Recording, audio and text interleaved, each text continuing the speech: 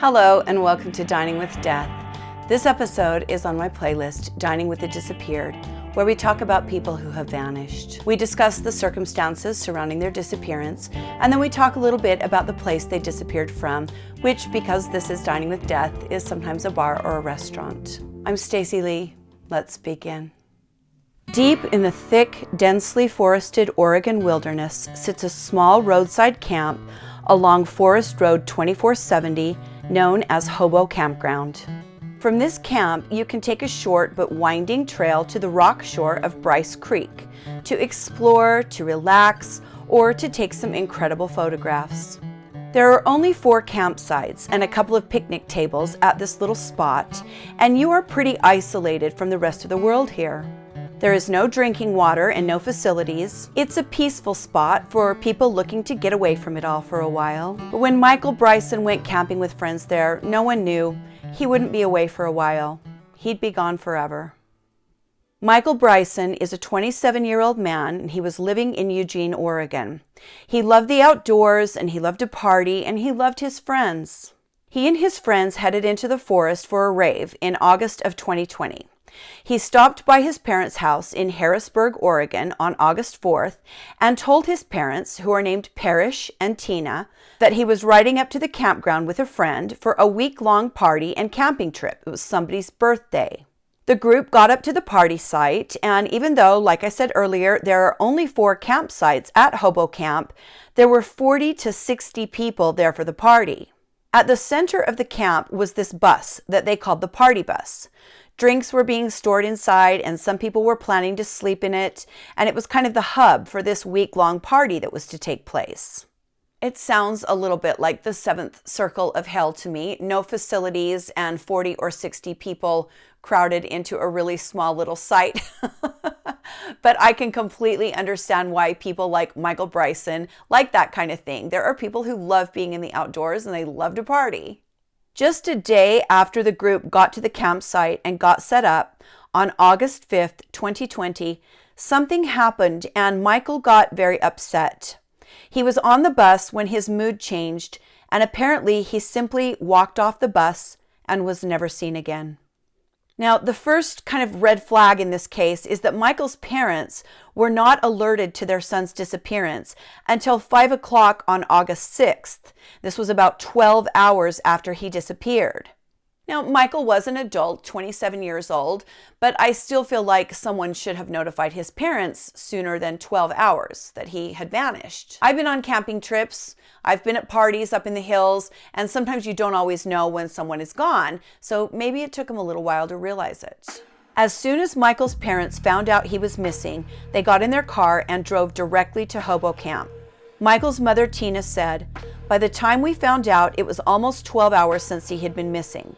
The moment I put my foot out of the car at the camp, I knew Michael was gone. People weren't looking for Michael. They were sitting around, drinking, eating, laughing. Nobody was out searching for him, so I felt in my gut something had happened." It's actually really quite upsetting. I wouldn't expect everyone to be up in arms, but I don't think I like the idea of people just sitting around continuing the party when someone's parents have been alerted that someone's gone missing. I would like to hope that if I went missing or if someone I loved went missing, people would stop the party and look. Now, I will say that by the time Michael's parents got to the camp, the Lane County Sheriff's Office Search and Rescue had already deployed search teams to search by land and by water. So someone alerted the team to begin the search effort. Not everyone was just sitting around. Some people were obviously concerned. Michael's parents began talking to the people at the party. Michael's father, Parrish, said, "There's been a lot of conflicting stories from the beginning. One story is that he walked away from the camp. The other story is that a group of individuals picked him up on the road." So again, that's a little bit troubling to have such different stories. But if you've been camping in a large group of people and people are drinking and milling about and partying, you can understand it, right? You can see how, these people said he went over here, these people said he went over here, and it's just kind of tough. We see this a lot in these cases, and we know that eyewitnesses are not always very reliable, and that's, just the way it is. Soon, hundreds of volunteers showed up to search miles of wilderness in the area. Search and rescue teams were on foot and on horseback, and they combed the area from the ground. Drones were deployed to scan from the air. Volunteers walked for miles, looking in every corner of the area they could find in search of Michael. For 19 straight days, the steep terrain, covered in shrubs and plants, was searched.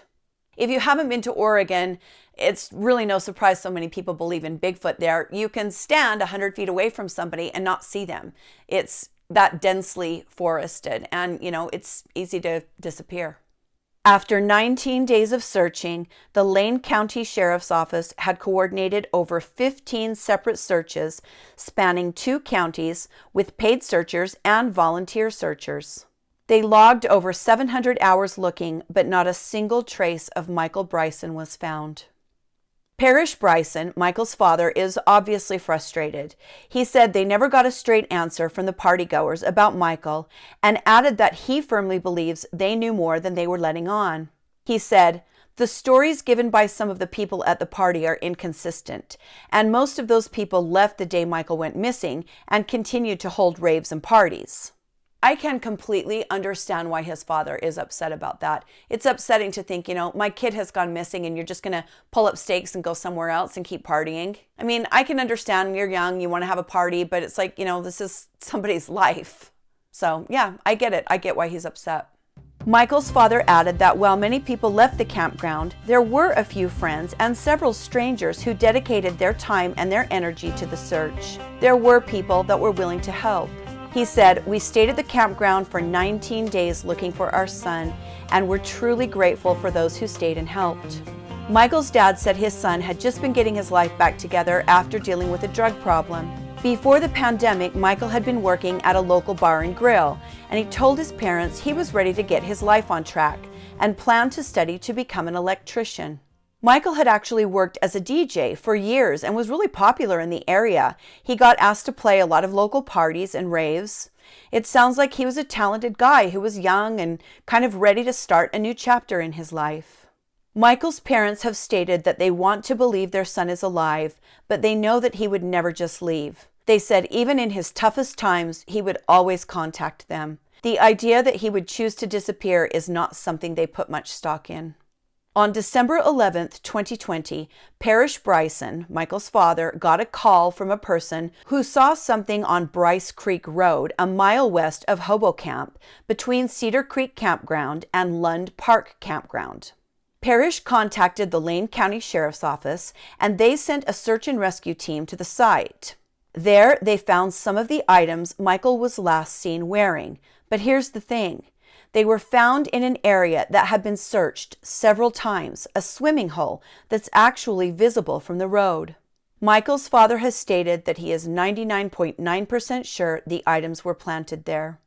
He said he knows how intense the search was, and he doesn't see any way those items could have been missed. His parents are quite convinced someone did something very bad to their son Michael, and they just want answers. An Oregon woman has started a podcast about this disappearance in hopes of helping the family. 27-year-old Michael Bryson has been missing for more than 2 months now, and the search is still very active. And now a Eugene woman is using her podcast to try and help. Yeah, and as KZI 9 News reporter Connor McCarthy shows us, Nowhere to Be Found is trying to find someone out there who may know where Michael is. 7 weeks ago was the first time I had ever heard the name Michael Bryson. From the cramped closet in her bedroom, I gathered information on Michael and his friends and family, and I started forming my own opinions and theories. Amanda Papanou started Nowhere to Be Found. It was really captivating to me, first on the true crime podcast. I like a good mystery, and that was captivating. But then, kind of the more I got to know the Brysons and everybody involved, it captivated me in a different way, where it's I really feel connected to them. She says this podcast is a way to bring focus to Michael Bryson's disappearance from Hobo Camp Campground. We're all looking at, our own perspective. So if you're looking out your front window of a cul-de-sac, you can see in front of you, but you can't see to the side on either side. But if we get all the people to come together and give their accounts, now we have a full view. Honestly, I was a little hesitant at first. Michael's father, Parrish Bryson, wasn't too keen on the podcast at first. After visiting with her and realizing that there was a connection with her and from UPS, I felt a little more at ease. And then she also explained why she was doing it and what she was trying to accomplish. Nowhere to be Found lets people listen to first-hand accounts of the night Bryson went missing. It's heartbreaking. Like, I have a little boy, and it's unimaginable. Like, that you could go, I mean, it's been 65 days now, and they haven't found out where their boy is. The reward to find Bryson is still at $10,000, and the Lane County Sheriff's Office is investigating every lead. We've had some pretty good leads. We've had a couple that, that turn up nothing, but you're not going to not go after a lead. I mean, there'll be no stone left unturned until my son comes home. I understand why Michael's family would be reluctant to get involved in a podcast. We've seen some kind of disastrous results from those things, but we've also seen some really great results from those things. So yeah, it is a little bit of a roll of the dice. It's my understanding that the podcast has helped to get the word out about this disappearance, so I think that's great. Michael Bryson is 6 feet tall and weighs about 180 pounds. He has short brown hair and hazel eyes. He was last seen wearing a white t-shirt, tan shorts, and white Crocs with rainbows on them. He might also have been wearing a brown corduroy baseball cap. Michael has several tattoos on both legs, on his ribs, and on his arms. His bank accounts have not been touched since he disappeared. Michael's former employer says Michael was well loved by everybody, and he still is. His parents believe, looking back, that Michael may have been bipolar, and they have actually been able to stop someone else before taking their own life by talking to them about Michael's story. So that's amazing. I think it is so beautiful and so generous of people who have experienced tragedy to reach out and to turn their tragedy into something that can help other people. I think that's fantastic.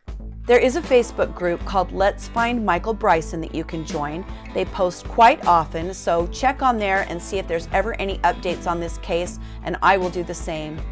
If you know anything at all, any little detail, contact the Lane County Sheriff's Department at 541-682-4167. There is a $10,000 reward leading to information about Michael, and you can remain anonymous.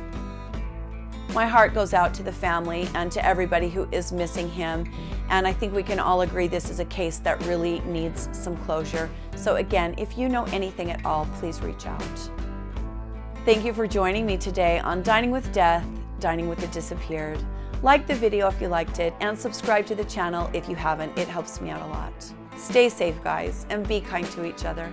And I'll see you next time on Dining with Death. Bye.